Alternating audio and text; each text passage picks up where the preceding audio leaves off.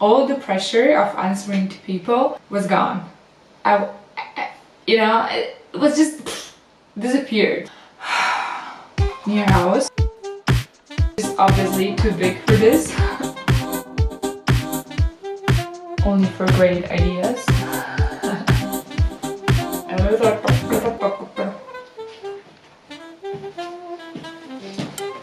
Hello fam, welcome back. It's Adela again. If you clicked here, it's because you want to know how I got rid of my smartphone and why do I have this little guy here. So I want to divide this video into two parts. Maybe the first part being the process of it, how it happened, why, etc. And the second part about what has changed, how I feel, and so on.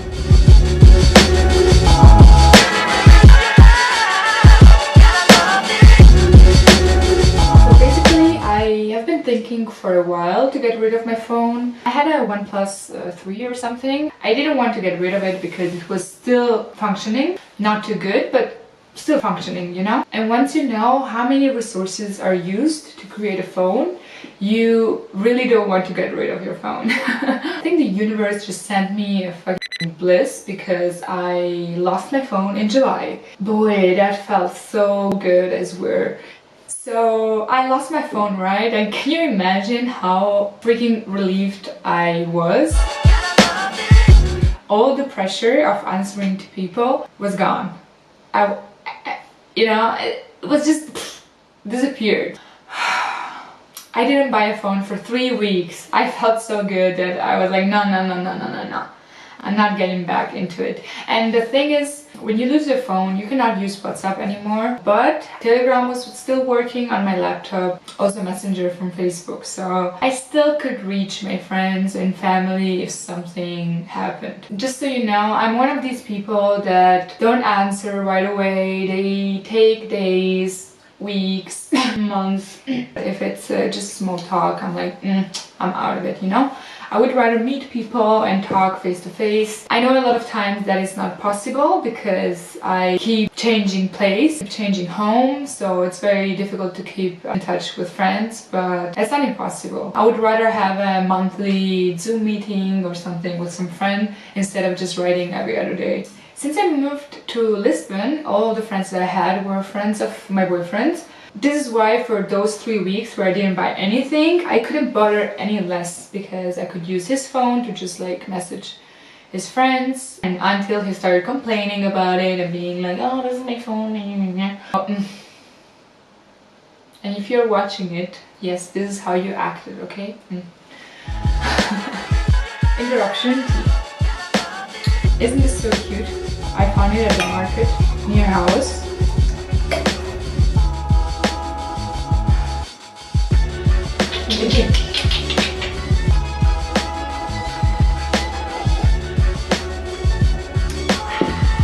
And oh, this is the best. Look, this phone has a fucking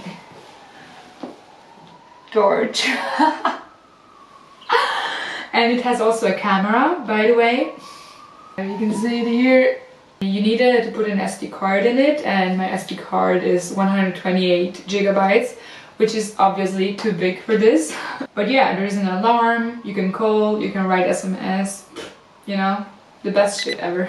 Why have I been thinking for a while to switch to a normal phone? Yeah, I had to come up with some idea, you know, I didn't want to spend any money for a new phone. I didn't want to buy at all a new phone.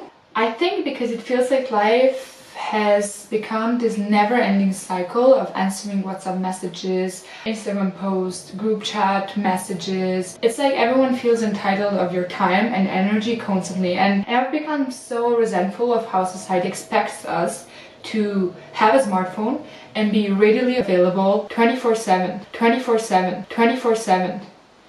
Bro, I cannot do that, you know. I need my peace, I need my calm, I need my zen. Okay? It all started because I wanted to read more books. Since in the past years I've literally stopped reading books. I started last year again, but the years before, But when I started, I instantly realized how I couldn't do that task for more than 5 minutes because I would open a book, I would start reading, and then I would instantly think, oh, where's my phone? Let me check my... And not only in that scenario, I would just want to grab my phone always. I deactivated my Instagram in March this year. No, last year. Oh yeah, Happy New Year, folks. I removed Instagram last year in March, and that has been so good. Oh my gosh. But anyways, even if I didn't have Instagram anymore, I would just find some other apps to spend my time on, you know? I wouldn't sleep because I had some questions that wanted to be answered. So I would go on Papa Google and ask him, oh, what's up? What is the current political situation in Kenya? You know, just random things, which is very important. And I do agree with you, it is fine to be curious because otherwise we wouldn't have come up so far throughout the human history. The problem is that I wouldn't give myself time to think. I would never give myself the benefit of the doubt. I would never give myself time to process the question and come up with some ideas of my own. Why is it so difficult, you know? Why is it so difficult to think? Since when? And bitch, I'm graduating as an engineer, so I do have to rely on my problem-solving skills, you know? I need my neurons to properly work on their own. The smartphone did not help at all. At all. And honestly, there is so much more to it. I wouldn't allow myself to get bored. I wouldn't allow myself to create new skills, new hobbies. And I would have constantly headaches to the point where I was thinking I had migraines. Spoiler alert, it was not migraines, it was just I know it sounds silly, but since I don't have a smartphone, my headaches are gone, guys, so I'm married to this thing. A lot of research talks also about depression and anxiety rising since the use of smartphones and social media. And honestly, I don't know why I never stopped for a second and let that information sink in. Whenever I would feel down or upset, I would just grab my phone. Like, forgetting about it or putting it aside would solve all my problems, right? But all I was doing was burying my feelings. So my lack of boundaries definitely made me wanna throw away my phone. Mom, I didn't throw it away, I lost it, okay? I promise. So when I lost my phone, I had only 4 months left to pay for my flat rate, and I wasn't paying even that much. I was paying just €7. I know of people who pay 50, which is insane to me. If you're paying that much, change contract. And now I'm doing pay as you go, and it's working pretty nicely. I just put money on my phone when I need. I think I charge my phone with €15, maybe 20. Yeah.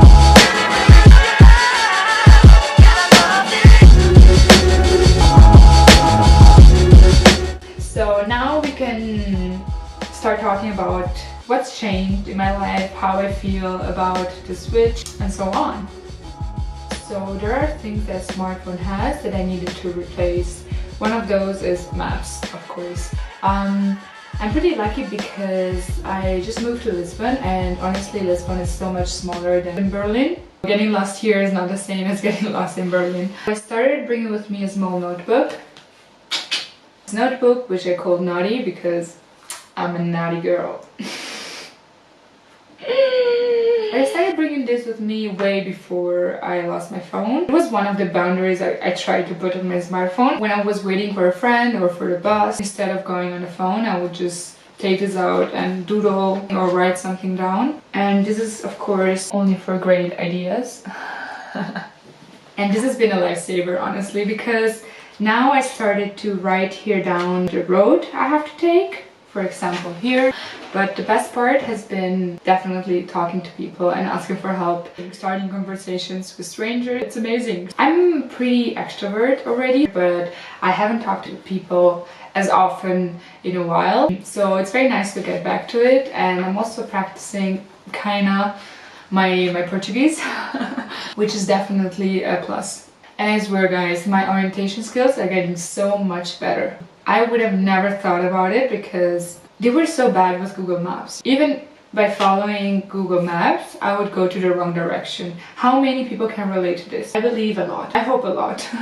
But I thought I was just bad. But it comes out that I do have them. And because now when I walk out, I really notice shops, I really notice balconies, buildings, parks. Before, all I was doing was just checking on the phone where to go and then getting confused because the arrow was just showing a different way and then a different way. That was so confusing. But now I'm truly impressed, bro. I just remember paths. I'm so proud of myself. Thing is, I have to be more organized than before, and I cannot be as spontaneous as before. I mean, I could probably if I would buy a map, like a paper map, which I'm planning to, but since I made it till now, I don't know, I felt like I haven't had the need for it yet. So, but I'm planning to get one. And it has been so fun to take Naughty with me, because whenever someone tells me something interesting that I want to write down, I would just instantly hand it to them and give them a pen, and they would write whatever I have to remember. And everyone, I don't know, everyone is so excited about it. It's so cute as well. So now I have a bunch of random things that strangers just wrote on this book that I have to remember. And that is beautiful. I feel like I'm building a community around me of people I don't know, of people I never met before, and I don't know, I feel more a citizen of this world. It's so weird, right? That this is what a phone can do to you. It's so... I'm impressed. I'm shocked.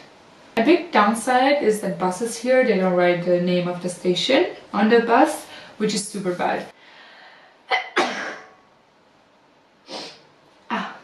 So the thing is, without a phone, you feel lost, you feel disconnected. But the reality, the truth is that you're actually more connected than ever before, because you're finally destroying those walls that a smartphone was building for you around you. And you finally see and notice how many people are out there who are actually ready to help you if you would just ask them. We forget that people are nice. When I was in Italy, when you would ask for help in Italy, everyone is super ready to help you. And I feel like the same is here in Portugal. It's so beautiful, you know, it's just a different vibe. And let's not forget, everyone has a phone, even if you don't.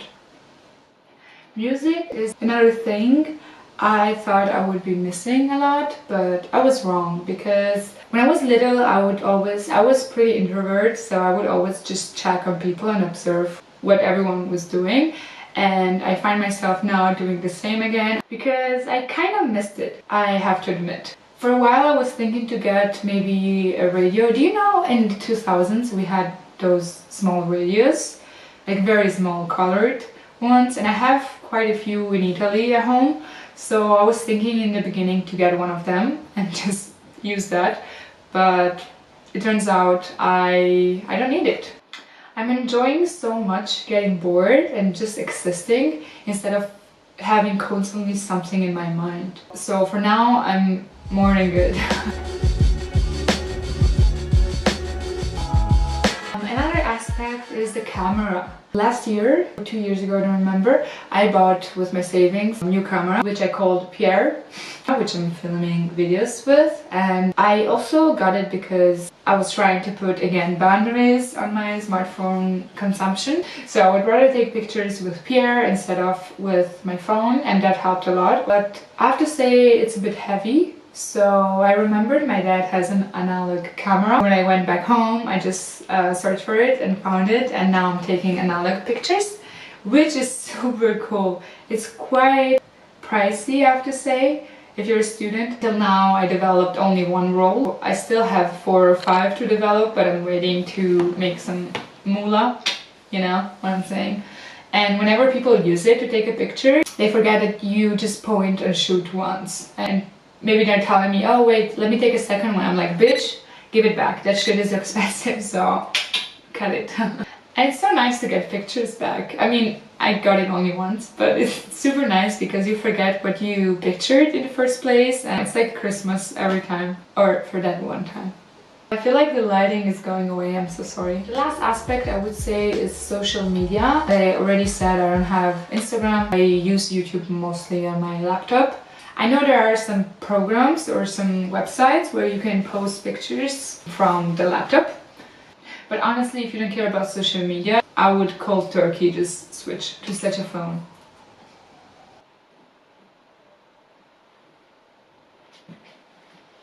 Ah, the light is leaving us. The biggest thing what has changed now is that I'm living life in a more linear, constant way. I don't know how to better explain this, but it's like I'm grasping time in every moment now. Before, the time would fly so fast and I wouldn't know where it went, you know? It's 12, you look on your phone and 5 minutes later it's already 2:30. You're like, what the fuck has just happened? You know what I'm trying to say? Like, now I'm present throughout the whole length of time. Like, now I'm here, I'm truly here. One day feels like 3 days and I love it.